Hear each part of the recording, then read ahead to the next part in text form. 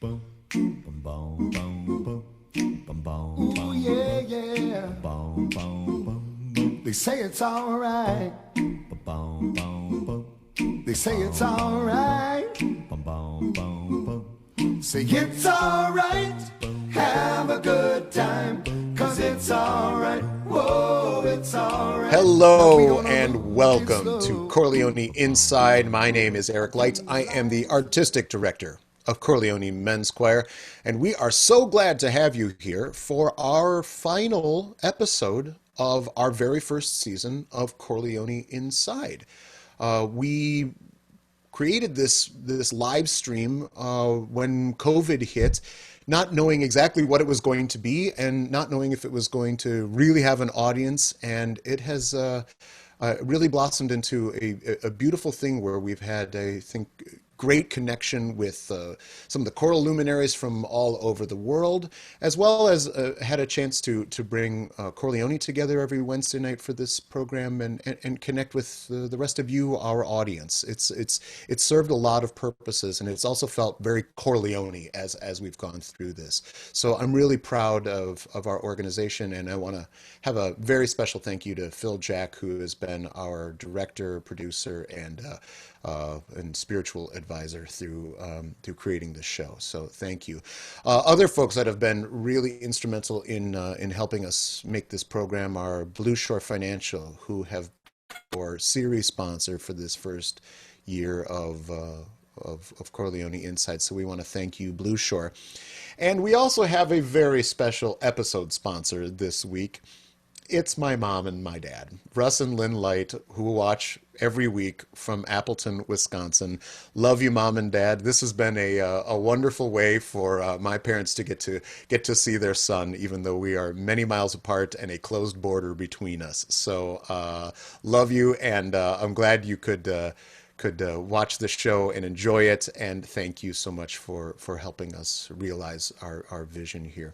It's been a lot of fun. Our first piece that we're going to play for you on this episode, before we get to our special guests, VOCES8, comes from our recording of Wandering Heart, which was an album that we put out a number of years ago. And that album features a lot of music from the Latvian composer Erick. I approached Erick's, he had a piece that was out for mixed choir called Long Road. It's a beautiful love song. And I asked him if he thought maybe it could work in men's voices. And he thought that it would. So we commissioned this version of Long Road for men's voices and recorded it for the album. And it closes out the album, and it was one of my favorite pieces on the record. It's just it's beautiful, it's heartfelt. And over COVID times, we've been trying to figure out ways to pair our recorded music with some new and interesting visuals. And so we approached the folks at Arts Umbrella, our friends Paul LaRock and Artemis Gordon, and asked them if we could work with some of their dancers and create films using our music as the backdrop for their dance. And they generously agreed. And for this piece, this creation around Long Road, we have three dancers: Nasiv Sal, Laura Berard, as well as Ben Waters. And Ben is someone that Chor Leoni knows because he sang also in our My Voice program, our educational program. So Chor Leoni has now gone really full circle with his artistic self, in that we've sung with him on the stage of the Chan, as well as now are working together with his dancing. So that feels extra special. I also want to thank the sponsor of this video, Stephanie Carlson, who is just one of our angels and believes in us so strongly. So thank you, Stephanie. And this is a beautiful little piece of film that was created and shot, edited, and directed by our very own Phil Jack. So we'll present to you now the premiere of Long Road by Erick.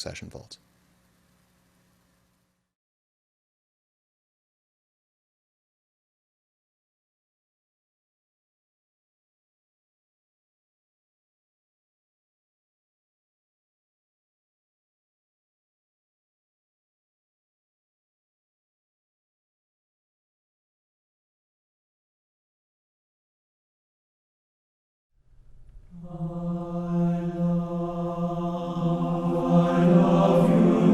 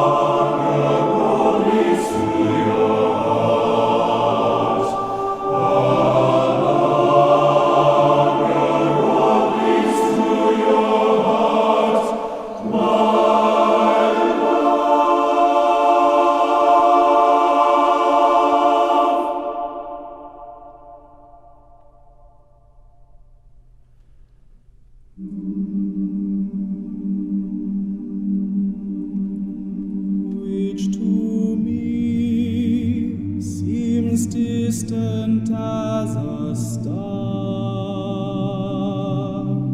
a long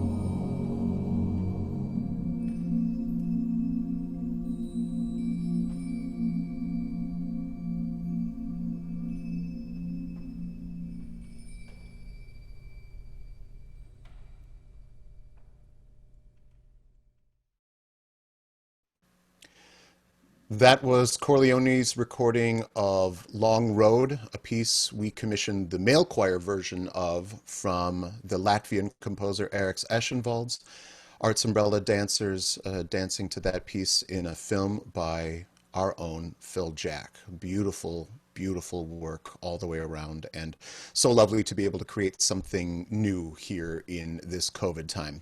I want to bring in our very special guests, folks. I am just super excited to have on the show. Please, from VOCES8, all the way from London, England. I don't get to say that every day. Please welcome Barney and Blake from VOCES8. Hello, Barney and Blake. Nice to see you. It's good to see you too.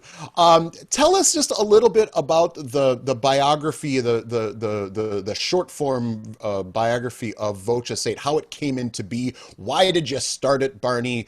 How has it evolved? And what surprised you about the journey you've been on? Sure. Well, it was a complete fluke. That's the first thing to say. That is a common answer for so many people. Like, we didn't try, but no, I didn't try to start a vocal group at all. We were in a youth choir. The original members were in a youth choir in the UK, and we got a bit old. So my brother and I used to arrange sleepovers for our friends, and we got invited to go on a free holiday to Italy and do some singing. Turned out to be a competition, which it turned out we won. And here we are, kind of by accident, 15 years later, with a little bit of design along the way. So that's how it came to be. What surprised me? Oh, that's a good question. Probably how hard we've had to work in order to achieve even making a living. I mean, because, you know, it's, I suppose in theory we are, in inverted commas, successful, but that doesn't in the music industry necessarily equate to all that much. So the amount we've had to work to get where we've got to is probably the thing that surprised me the most. And if you'd asked me to do it, I'd have said, oh, no thanks. Yeah, and Blake or Barney, you can answer this. Is there one aspect of running a group like VOCES8 and trying to make it work in the music world, COVID aside, that has been the most difficult, where that uphill battle just seems like one of the most challenging for you? Maybe that's a personal thing too.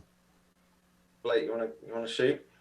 Yeah, it probably is personal. I think we all have different struggles within the group. One thing that I think is difficult is kind of just getting the repertoire that we love the most into the mix. You know, like as someone who's really steeped in the vocal jazz tradition, getting a all British group to sing, you know, really difficult swinging arrangements that I think are genuine and really honest to the, you know, jazz vocabulary is difficult. And I think it's just, you kind of bit by bit, you kind of make dents in it. And I think we all see that. And there exists this amazing VOCES8 sort of tower that it goes out to the entire world, you know, and you don't want to taint it too much. There's like a house style, and so Right. yeah, so it's The difficult. branding is very clear. Yeah. Like as an outsider, it's like, VOCES8, Definitely. you know what that is. Yeah. You don't want to knock it down. You know, you Mhm. can change the windows or something like that, but you don't want to knock it down. I'd say Just paint the trim. Yeah. Yeah. I'd say getting 8 singers in a room pointed in one direction is the biggest challenge, and committed in one direction. Oh, not physically. Yeah, no. No, Because for me, I've been in choirs. I've conducted choirs. We're just getting them physically pointed in the right direction. the singers to has walk the right been- way on the stage. Yeah, just getting them on the stage has been the most challenging. This is why I didn't do marching band. I don't like it.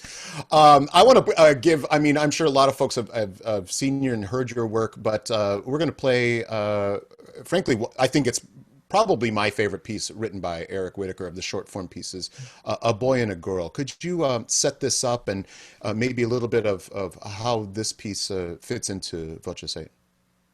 Blake, go on, you shoot first. Yeah, well, it's an American piece, isn't it? So I guess I have to go. There you go. Own it. This was a piece that I kind of stumbled on in high school, actually, and I think it caught on a little bit later in the UK. Not much later, actually. He was huge in the States, and then the UK immediately kind of caught on to it. But we don't sing Whitacre very much as a group, and that's mostly because it's kind of designed for what I think is large choral ensembles. You know, like that big. That was what I was going to ask, because you don't see it at this size of group for sure. Yeah. But one thing that I really love doing, I think we all kind of love doing, is taking these big pieces, you know, things like Harris, composers like Harris, and even like Randall Thompson. We haven't done that one yet, but things like that, and compare them down so it's single voiced. And I think it allows for some extra shimmering on the dissonances that come through, and it has an integrity and just a sort of intimacy that you don't get with a large choir. And I think that really speaks to its strengths, and I've loved recording it. Yeah, and it certainly works well on this piece of Whitacre's. We'll play it for you now. This is A Boy and a Girl, Erick Whitacre, VOCES8.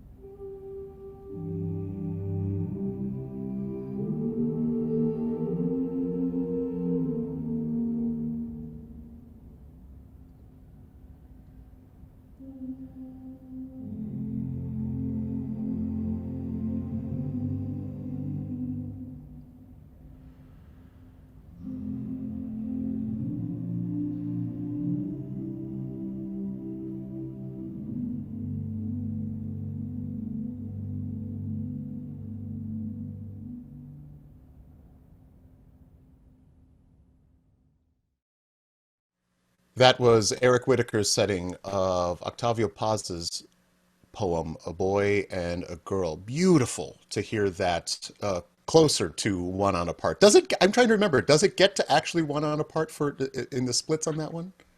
Yeah, Six. I think it does. Can't remember if 8 is the number or... chord. Yeah, maybe once. It is. Or maybe it doesn't. I don't know. Anyway, I think all the parts split at some point. Whether they all split at the same point, I don't know. But, and Blake, this was actually one of my questions, and you touched on this before we played that clip. You do take pieces that we often hear in larger groups. How does that? And I've conducted larger groups. I've sung in smaller groups. How do you make the adjustments that you need to do? Sometimes that's going to be like stagger breathing and these sorts of accommodations. And I say this maybe not in how it affects VOCES8, but I think about like the high school choir director who has their madrigal group and they're used to working with maybe 40 voices and now they've got 8. What are those accommodations like for both of you in the secrets of that small group singing? Well, I think it's a terrifying and incredibly fulfilling task to take pieces that are that big and sort of pare them down. One thing that it allows is that shimmering kind of quality. But certainly I am a huge harmonic geek, but I think the whole group really spends a lot of time in talking about intonation, probably more than half the rehearsal talking about intonation. We all come to the rehearsal with the music prepared. So we talk about balance quite a bit and sort of naming chords. What do we want to call this? Where's the axis? What notes come out of the chord? What's the prominent sonority that we want the audience to hear? And so that's kind of the way forward. And also I think it allows for you to be much more expressive on your individual line. I don't necessarily think Whitaker was meant to be sung, like a madrigal necessarily, but it allows certain colors in the voice, a certain like a immediacy that you don't have when you sing with a big choir. And that's a really beautiful thing. Barney, I think you've had many things to enlighten us with on this as well. Well, I mean, for me, the big difference of singing in a 40-part chamber choir as opposed to a 1-part group is that this idea that in a chamber choir, you're always reacting. You're reacting to somebody else's direction. You're also having to react all the time to what the other people on your part are doing because you're trying to form a unit of alto sound in my case. Whereas I think when you go to 1 on a part, it's all about being proactive. So it's all about being on the front foot, working. Of course, you're still reacting to what other people are doing, but there's so much more responsibility lies with you in an unconducted environment or where you're the sole voice on a part to make the music yourself and to have a very vested interest in the direction as well as the sound. And I think, I'm not saying even one is better than the other, I just think they're different art forms. I think singing for a conductor is an art form, really, especially some of the, especially if you're in one of those choirs where the conductor changes every week. That's really interesting because you've got to be able to learn a new conductor style so quickly. But I think actually at college level, it's fantastic for people to do both, because they're 2 different skill sets. And if you want to, as Will will say to everyone, all of our students, if you want to succeed outside of college, you've got to be versatile. And so I think talking about opportunities during COVID-19, this is a great opportunity for students, I think. Way forward, since choirs can't meet with such large groups, it sounds like the way forward is to have pared down numbers and do octets and sextets and things like that. So it's a great way to build skills. I think it's fortuitous that we have you on to talk about those sorts of things. One follow-up question to that is when you're, let's say VOCES8 is doing a 4-part piece, standard SATB, versus something that's maybe written independently in 8 parts.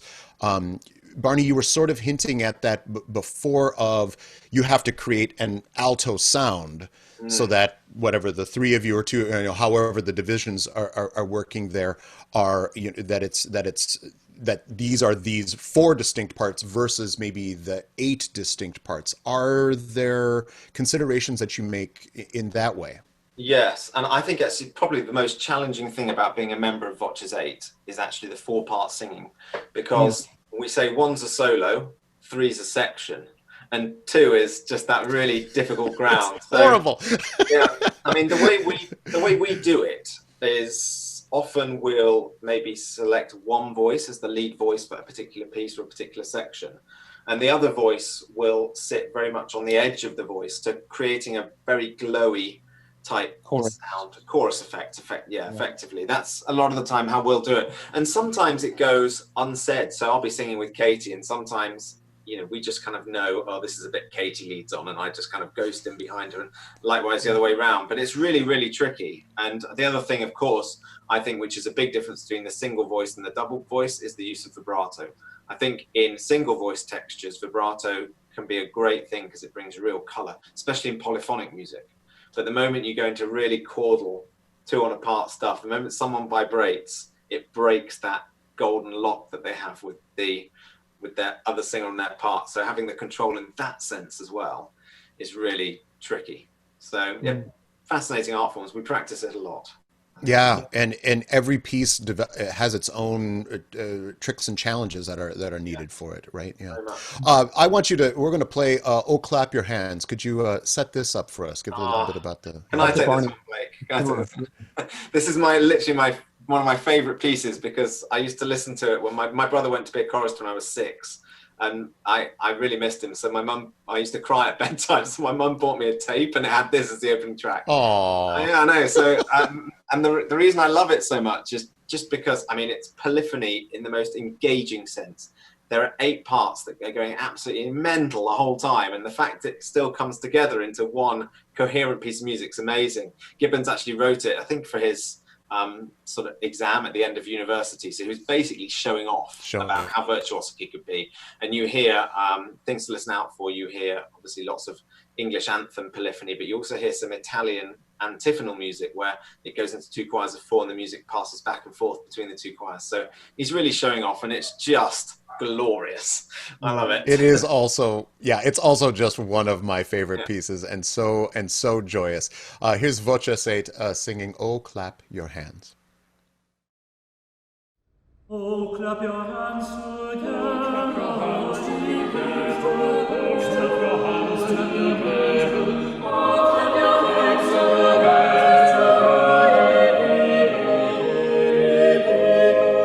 So sing to God, sing the voice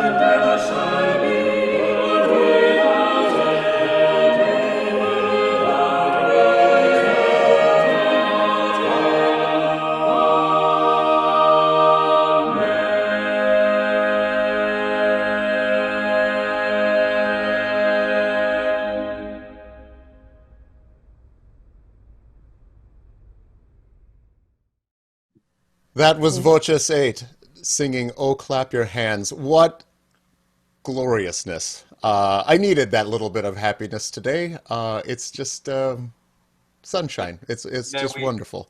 we say that the penultimate chord of that piece, just before it comes down onto the cadence, is one of the best chords in the VOCES8 rep. And in concert, sometimes we stand there, it's just like, bah, and we go forever. Hold for a bit too long. Yeah. Yeah. Nobody can sing It's the a final magic one. moment. Yeah. I don't remember there being a fermata in the Yeah, urtext. quite. That's what Johnny says. He's the real pedant. It's like, there's not a fermata there, guys. We love you, Johnny. But you know, probably for hundreds of years, people have been feeling that need to stretch it out. So It can't just be, man, no one wants that. Bring some chords. We all love ringing chords. You know, I want to. VOCES8 have been, for me, really representative of how the internet can be used to promote, educate, and gain energy around choral music. And I think you've done this in as good a way as has ever been done, frankly, both with the quality and the quantity of the repertoire that you're putting out, the level of the performances, the visual style, all of those sorts of things. And so I feel like I've got like folks that are on the vanguard of this when I ask this question. How are we as choir people, how are you as VOCES8 going to move forward using this digital technology to try to get us through to COVID, to the other side? Good question. Well, I mean, we obviously need to get our music out there, and the internet has always been a very good way of doing that.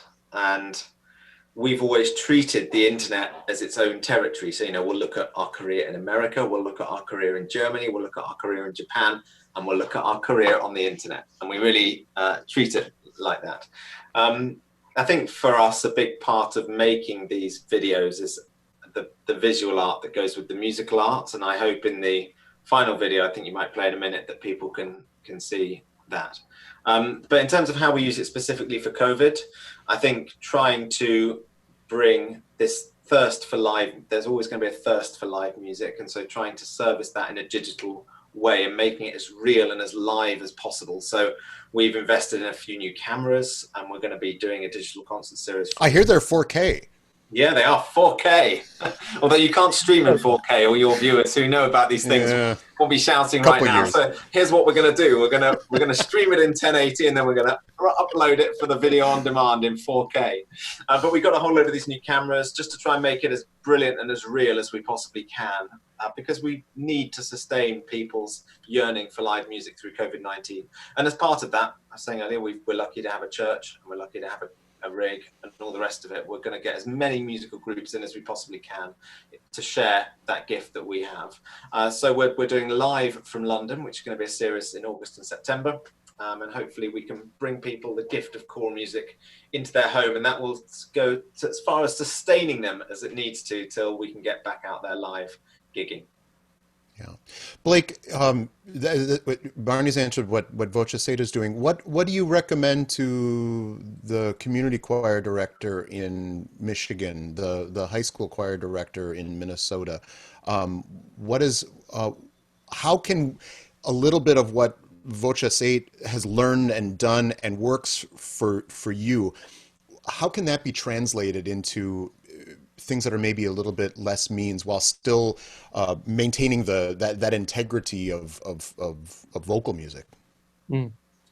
Well, I think everybody should invest in filming themselves, whether it be just with a cell phone or recording with a microphone, a basic microphone. But that informs so much of what we do as an ensemble, listening back to things. We don't have Barney sometimes steps out of the rehearsal as the director, but we don't have someone waving their arms around, so we can't get that immediate feedback. And listening to things tells all, really. I mean, there are things that you have no idea were happening, and then all of a sudden you listen back and you're like, wow, that sounds pretty heinous, actually.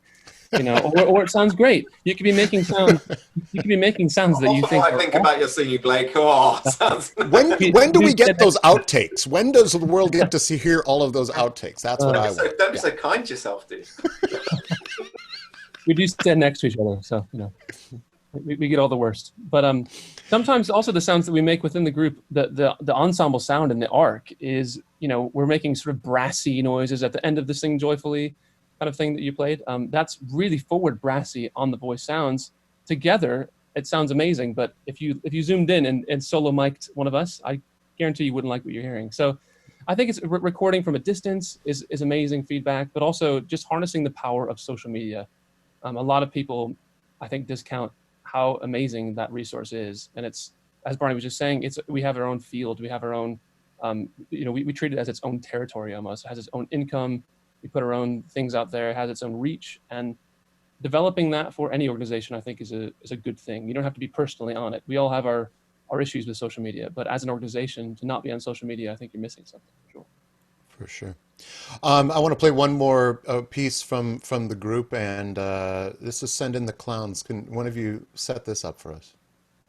Oh, well, this is Katie's solo. There's a very famous performance by a great British actor, I should say, Dame Judi Dench, Yes. at the proms. If you haven't seen the performance of her, she just literally sits on a stool in the Royal Albert Hall, 6,000 seats, live on the telly, live on the radio, and she basically talks this song. Yeah. She barely even sings.